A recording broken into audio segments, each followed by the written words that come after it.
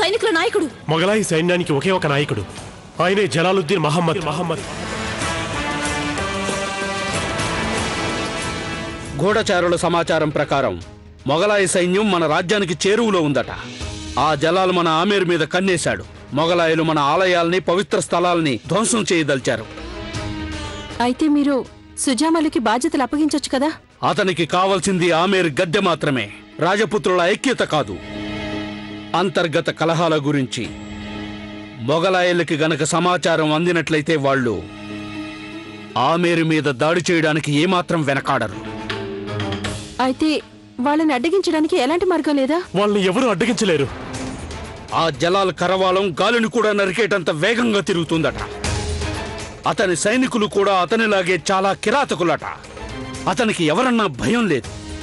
చావన్నా, నరకమన్నా, మహాప్రళయమన్నా కూడా అతని దృష్టిలో ప్రాణాలకి ఎలాంటి విలువ ఉండదట. మృత్యువుకి ప్రతిరూపమట.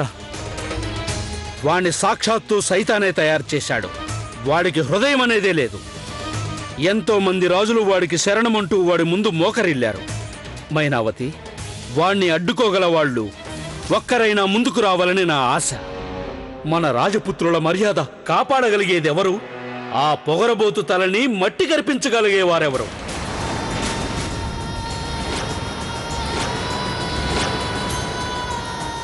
ఈ మట్టిలో పుట్టిన దాన్ని నేను ఈ మట్టి మీద ప్రమాణం చేస్తున్నాను. దేవీమాత నీ నగలను దోచుకున్నవాడు ఎవడైనా సరే, ఎంతటి వాడైనా సరే, నేను వాడి తల నరికి తీసుకొస్తాను.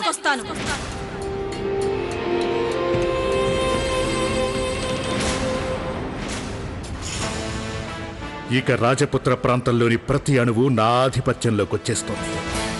ఇక్కడి మట్టి కాని, బంగారం కాని, ఇక్కడి అందచందాలే కాని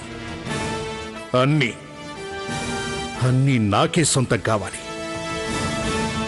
నాకు ఆ రాజపుత్రుల సర్వస్వం కావాలి ఖాన్ బాబా. ఇన్షా అల్లా నీదే,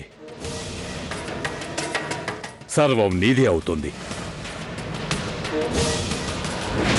ఇంతవరకు అందరూ రాజపుత్రుల అతిథి సత్కారాలే చూశారు, కానీ శౌర్యం తెలియదు. మొత్తం హిందూ దేశాన్నంతటినీ కబళించాలనుకుంటున్న ఆ జలాలుద్దీన్ ఇక్కడ రాజపుత్రుల రాజ్యంలో ఓడిపోక తప్పదు. ఒక ఆడదానివై ఉండి ఎలా పోరాడతావు? ఎలా ఎదుర్కొంటావు వాణ్ణి? వాడి తల నరికి అమ్మవారి పాదాల దగ్గరకు ఎలా తెస్తావు?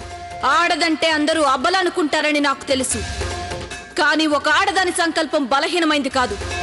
ఆ రాక్షసుడి తలని అమ్మవారి పాదాల ముందు ఉంచడం అంత తేలిక కాదని నాకు తెలుసు. కానీ నా ఈ ప్రమాణానికి అమ్మవారే నాకు తోడుగా నిలుస్తుంది. ఎందుకంటే ఆవిడ కూడా ఒక ఆడదేగా. చరిత్రని చూసినట్లయితే ఎప్పుడు ఆడవాళ్ళని అవమానం పాలు చేస్తారో అలాంటి వాళ్ళకి ఓటమి తప్పలేదు. వాడు కూడా ఓడిపోతాడు, నీచుడైన జలాలు కూడా. ఈ సమాచారం విన్నారా ఖాన్ బాబా? అమీర్ మమ్మల్ని రమ్మంటోంది.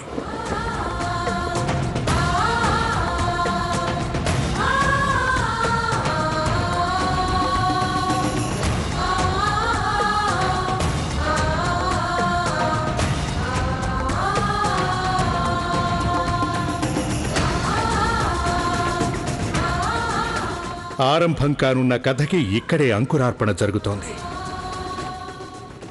అప్పట్లో మాకు తెలీదు.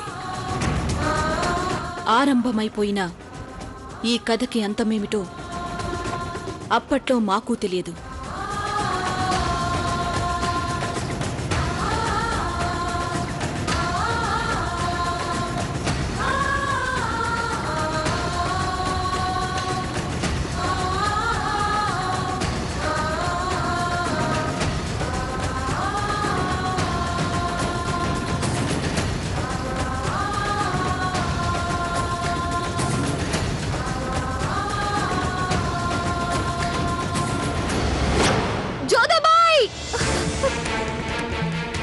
ఏమైంది? మోతీబాయ్ ఏమో. ఏమైంది మోతీబాయికి? మోతీబాయ్ మంటల్లో దూకేసింది. ఏంటి? మోతీబాయ్!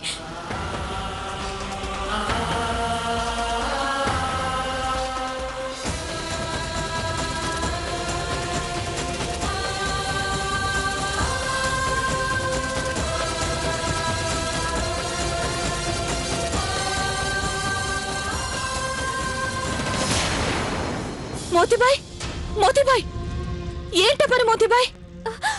వదిలిపెట్టండి నన్ను, వదలండి నన్ను, నన్ను చావనివ్వండి. నాకు బ్రతుకు మీద ఎలాంటి ఆశ లేదు. సరే అయితే నేను కూడా నీతో పాటు కాలిపోతాను. నువ్వు అంత పని చెయ్యకూడదు. బతికితే కలిసే బతుకుదాం, చస్తే కలిసే చేద్దాం. ఆ!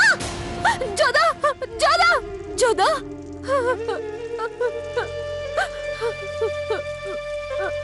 ఎందుకు ఎందుకు నువ్వు ఆ పని కొడగట్టావు? నువ్వు మంటల్లో దూకాల్సిన అవసరం ఏమొచ్చిందని? అది తప్ప ఇంకేం చేయగలను? ఆ పాపి నన్ను తాకాడు.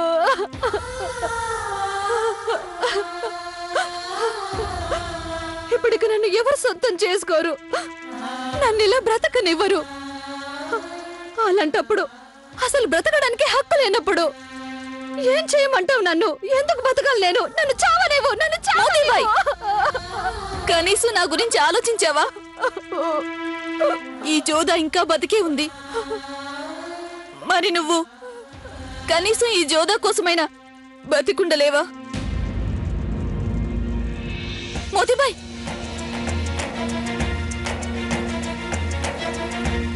మోతిబాయ్, జాగ్రత్తగా.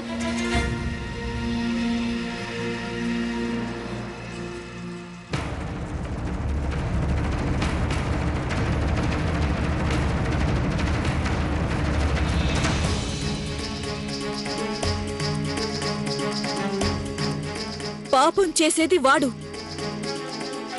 దాని ఫలితం నీకా? ఇది న్యాయం కానే కాదు.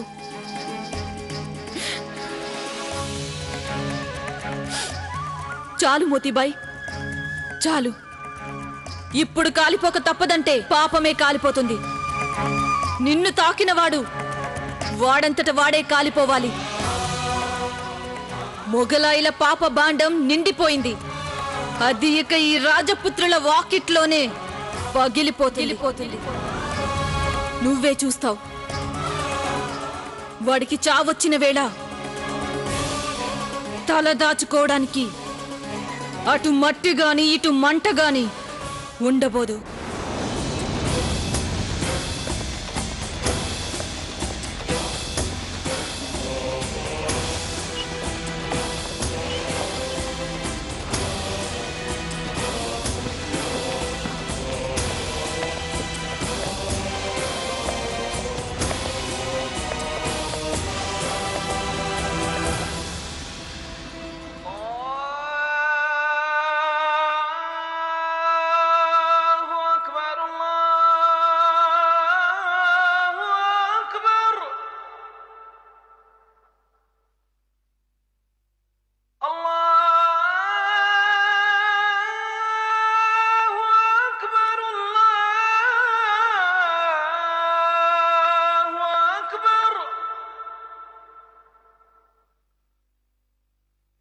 أشهد أن لا إله إلا الله.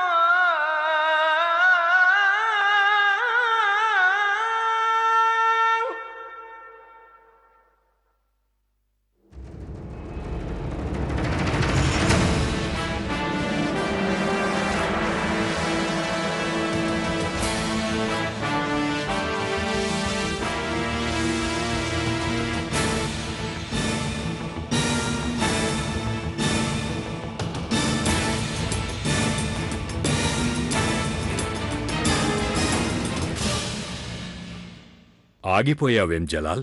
ఎవరో మా పాదరక్షలు దొంగలించారు. పాదరక్షలు దొంగిలించారా?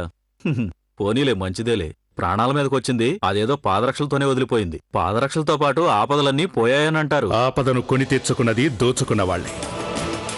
ఎవరైనా మమ్మల్ని అడగకుండా మా వస్తువులు తీసుకోవటం మాకు నచ్చదు. అది మా ప్రాణమైనా సరే, లేక పాదరక్షలైనా. ఎవరో మా జోళ్లను తమ కాళ్లకు వేసుకున్నారు అంటే అదేమంత చిన్న విషయం కాదు. నిస్సందేహంగా. కానీ ఇంత పెద్ద జనసముద్రంలో ఆ నేరస్తుణ్ణి నువ్వు ఎలా వెతికి పట్టుకోగలుగుతావు? తమరు నేర్పిన విద్య నిరుపయోగం కాకూడదుగా. ఈ ప్రాంతాన్ని దిగ్బంధించండి. మీరు మమ్మల్ని తరచూ అడిగేవాళ్లుగా ఖాన్ బాబా. మేం మా కాళ్ళకి అత్తరు ఎందుకు రాసుకునేవాళ్ళము అని. ఇవాళ ఆ అలవాటే మాకు ఉపయోగపడబోతోంది.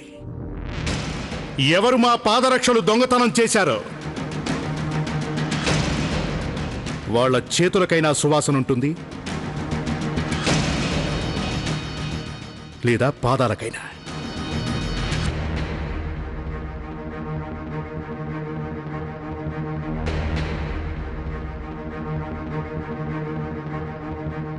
అయ్యా, నేను తమరి పాదరక్షలు దొంగిలించలేదయ్యా.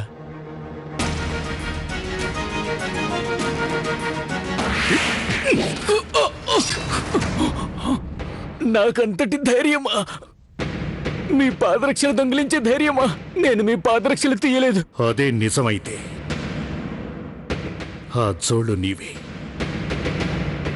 అది అబద్ధమైతే నీ నాలుక మాది.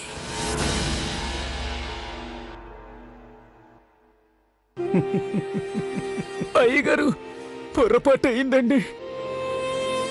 మాకంటే ఎక్కువగా జనాలు మా జోడనే ప్రేమిస్తున్నారు ఖాన్ బాబా. అవి నీకు నచ్చాయి కదా, ఉంచుకో. కానీ వాటికి బదులుగా నేను నీ కాళ్ళు తీసుకుంటాను. కరుణించండి అయ్యా, ఇంకెప్పుడు ఇలాంటి పొరపాటు జరగదు.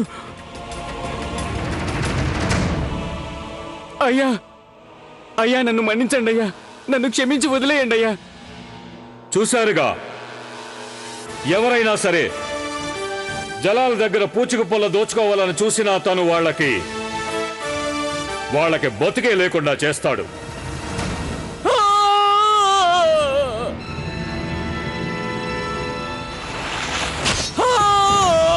ఇక వీడిని ఈ మసీదు ముందే కూర్చోబెట్టండి. ఇక నుంచి వచ్చే పోయే వాళ్ళ చెప్పులకు వీడు కాపలా కాస్తాడు. ఇవి కూడా నువ్వే ఉంచుకో.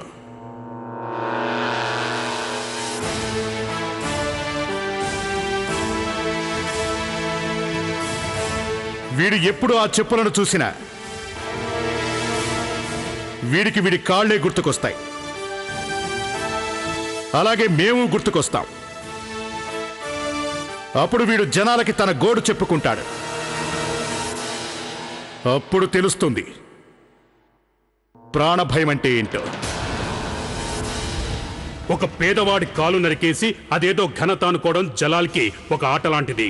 అయితే జోధాబాయికి మోతీబాయి కన్నీళ్లు ముత్యాల కంటే విలువైనవి. జోధా ఆమీర్కి తిరిగి బయలుదేరింది. అక్కడ సోదెమ్మ జోధా భవిష్యత్తుని చెప్పబోతోంది. వచ్చేసిందమ్మా, సోదమ్మ వచ్చేసింది. ఇప్పుడు ఎవరి గురించి ఏం చెప్పబోతుందో. ఎప్పుడు ఎవరి గురించి నోరు విప్పి ఏం చెప్పినా నష్టమే జరుగుతుంది.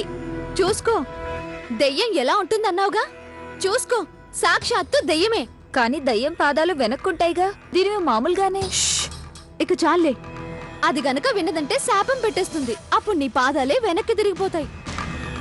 ఏమో మరి ఆమీర్ తలరాత ఎలా ఉందో ఏంటో.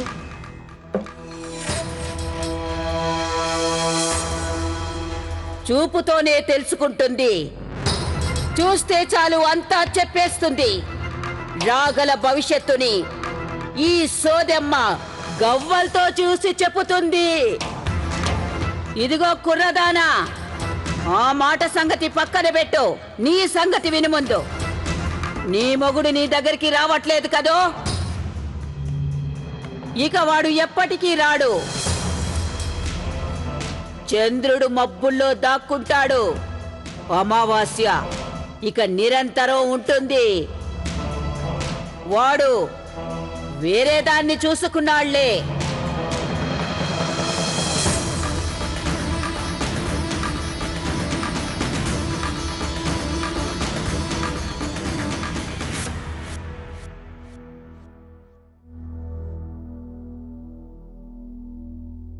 రండి రండి సోదెమ్మ గారు, ఆమీరు రాజభవనానికి ఇదే మా స్వాగతం. తమరి రాకతో మా ఆనందం రెండింతలైంది. ఒకటేమో జోధా పుట్టినరోజు, రెండోది. ఏమీ చెప్పకు, నాకు తెలుసులే. సోదెమ్మకి తెలియందంటూ లేదు. అందుకే నేనొచ్చాను.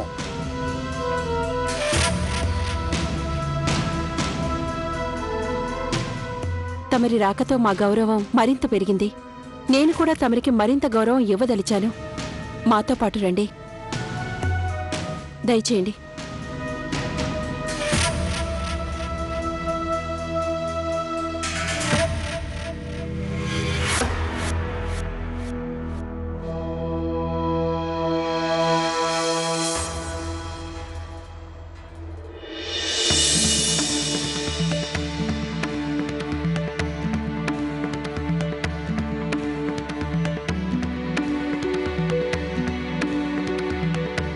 జోదా తలరాత చెప్పడానికి ముందుగా ఇవన్నీ మీకోసమే. తలరాతలో రాసుంటే డబ్బులకేం కొదవరాణి గారు, రూపాయలతో తలరాత మార్చుకోలేము. ఇవన్నీ కూడా తమరివే, స్వీకరించండి. మీ అమ్మాయి జోదాకి తలరాతలో ధనం ఉంది. అవునా? మహారాణి అవుతుంది మీ అమ్మాయి జోదా. ఎంత చల్లని కబురు చెప్పారండి మీరు. చరిత్రని తిరగరాస్తుంది మీ అమ్మాయి జోదా. అంతా అమ్మవారి దయ. ముందుగా ఓ సంగతి చెప్పండి, ఏ వీరుల వంశానికి కోడలవుతుంది మా అమ్మాయి జోదా? మొత్తం రాజపుత్ర రాజ్యాల తలరాత ఆమేర్తో ముడిపడి ఉంది. ఆమేర్ తలరాత రాజకుమారితో ముడిపడి ఉంది. ఇక రాజకుమారి తలరాతలో సిరి సంపదలకి అంతులేదు మైనావతి. అంటే తను కేవలం ఆమేర్కు మాత్రమే కాదు, ఈ యావత్ భరతఖండం తలరాత తనతోటే ముడిపడి ఉంది. జోదాకి హద్దుల్ని అతిక్రమించడం బాగా అలవాటు కదూ. జోదా శత్రువుల ఇంటి కోడలవుతుంది.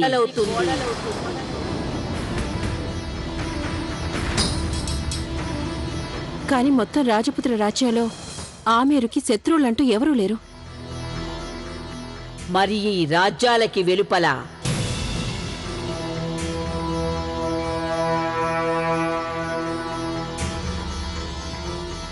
మీ అమ్మాయి జోదా మొగలాయిల కోడలవుతుంది.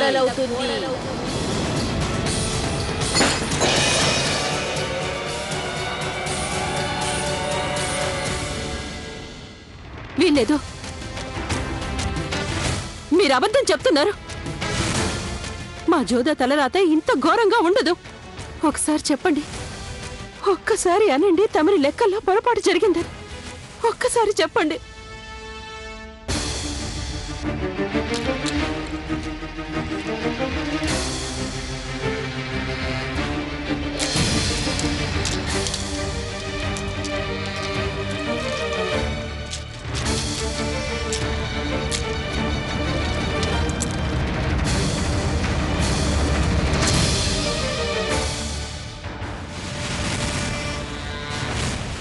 విధి నిర్ణయం ఎలా ఉన్నా అది ముందుగా అందుకు సూచనలు తెలియచేస్తుంది.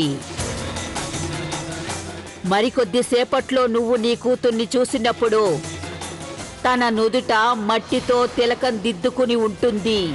జుట్టు చెదిరి ఉంటుంది. రక్తంతో తడిసిపోయిన మొహం, జారిపోయిన పైట చెంగు, అంటే విధి నేడు దాని మీద తన ముద్ర అలా వేసి ఉందన్నమాట. ఇవాళ మొదటిసారిగా అతని గురించి జోదాకి తెలుస్తుంది. వాడి ఇంట్లోనే తను దీపం పెట్టబోతోంది. ఇదే విధి నిర్ణయం. విధి నిర్ణయం జరిగి తీరుతుంది.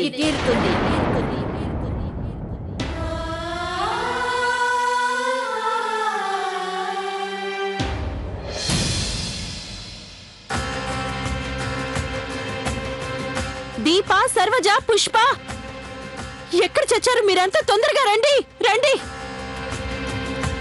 సోదమ్మ వెళ్ళిపోతుంది. ఆవిడ్ని గుమ్మం దాకా దిగిపెట్టండి. తొందరగా వెళ్ళండి.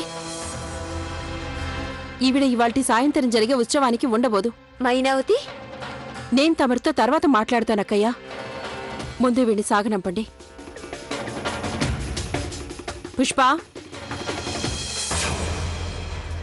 కళ్ళు మూసుకున్నంత మాత్రాన నువ్వు గుడ్డిదానివే అవుతావు. ఈ లోకం గుడ్డిదైపోదు మైనావతి.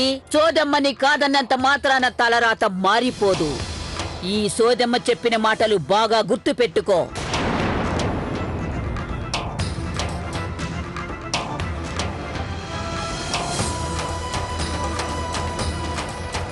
ద్వారాలు మూసేయండి.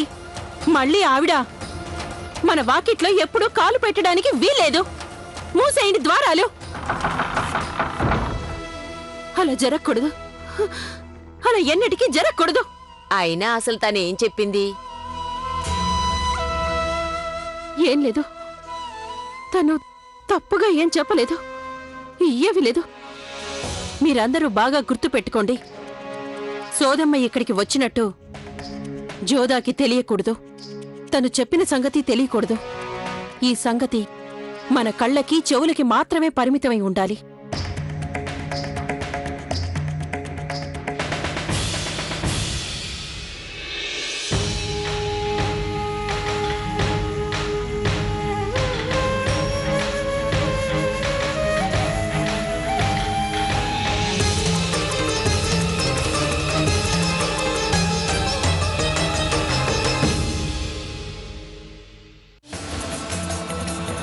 జోదాకి హద్దుల్ని అతిక్రమించడం బాగా అలవాటు. జోదా శత్రువులై గోడలౌది, మొగలాయిల గోడలౌది.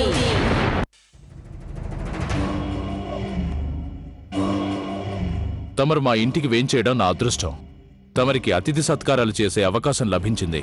కానీ హుజూర్, ఇంతవరకు మీరు ఏ ఒక్కటి రుచి చూడలేదు. ఈ సేవకుడేమైనా పొరపాటు చేశాడా?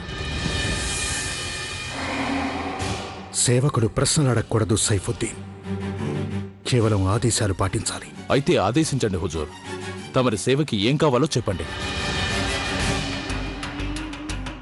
మా ఆకలి ఎప్పుడు విజయంతోనే తీరుతుంది. కానీ ఖాన్ బాబా తమరికి ఇష్టమైతే ఈ సైఫుద్దీన్ అతిథి సత్కారాలు తమరు స్వీకరించవచ్చు.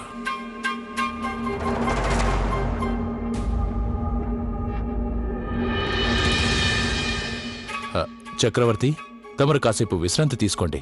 నేను తమరి ఈ కత్తిని దీన్ని ముట్టుకునే పొరపాటు మాత్రం చేయకు. కాలం నుదుట తలరాతని మేము ఈ కత్తితోనే రాస్తుంటాం. అందువల్ల మేము మా తలరాతని వేరొకరి చేతికి ఎన్నడూ ఇవ్వం. ఈ సేవకుడి పొరపాటుని మన్నించండి. నేను చెప్పదలుచుకున్నది ఏంటంటే, తమరు కూడా కాస్త రుచి చూస్తే.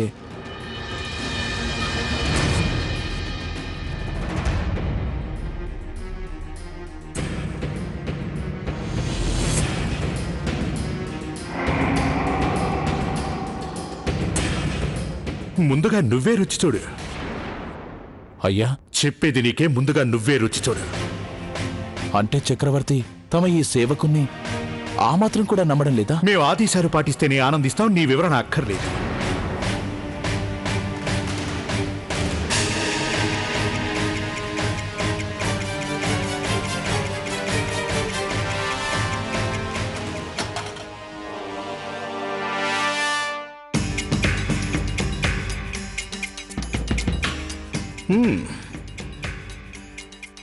నిజంగానే ఇది చాలా రుచిగా ఉంది.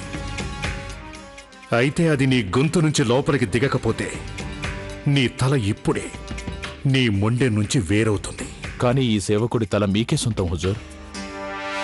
కొంచెం మీరు భవనంలోకి వేంచేస్తారా చక్రవర్తి? అక్కడ తమ విశ్రాంతికి అనువైన అన్ని ఏర్పాట్లు ఉన్నాయి. వదిలే, మేం భవనంలోకి అడుగు పెట్టాం. అలాగే మేము వచ్చిన సంగతి వేరే ఎవరికీ తెలియడానికి వీల్లేదు. తమరు చక్రవర్తి అయ్యుండి మేం చక్రవర్తులమే కాదు, వీరులం కూడా. ఒక వీరుడు తన శత్రువు అప్రమత్తమయ్యే అవకాశం ఎన్నడూ ఇవ్వడు. మేము ఇక్కడికి వచ్చేటప్పుడు అదే ఆలోచనతో వచ్చాం. ఆ రాజపుత్రులు సంసిద్ధపడే అవకాశాన్ని ఇవ్వదలుచుకోలేదు.